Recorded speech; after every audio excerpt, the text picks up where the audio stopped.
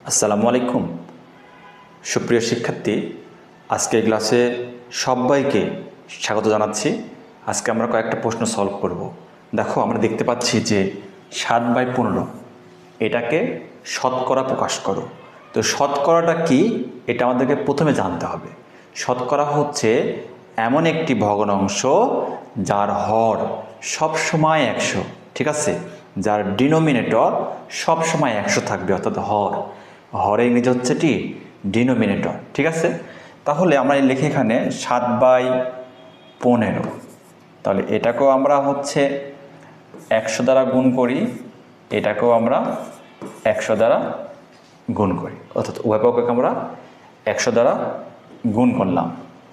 তো এবার দেখো যে কাটাকাটি করি, তাহলে 5 দিয়ে কাটলে হবে এখানে 3 × 5 = 15, এখানে হবে 5 × 20 = 100, ঠিক আছে।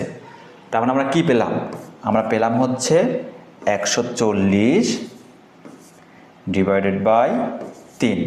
দেখো এখানে 100 আছে না, এটা আমরা আলাদা করে লিখলাম যে 100, ঠিক আছে।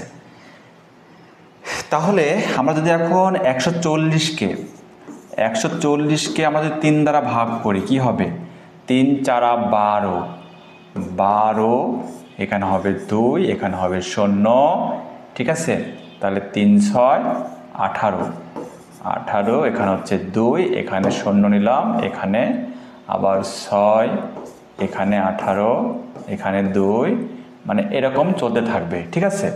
তাহলে আমরা লিখতে পারি কি, এটা সমান লিখতে পারি হচ্ছে 46.66 এরকম, ঠিক আছে। এটা মানে কি পার্সেন্টেজ হয়ে গেল। তাহলে 7/15কে আমরা শতকরা প্রকাশ করলে আমরা হচ্ছে এটা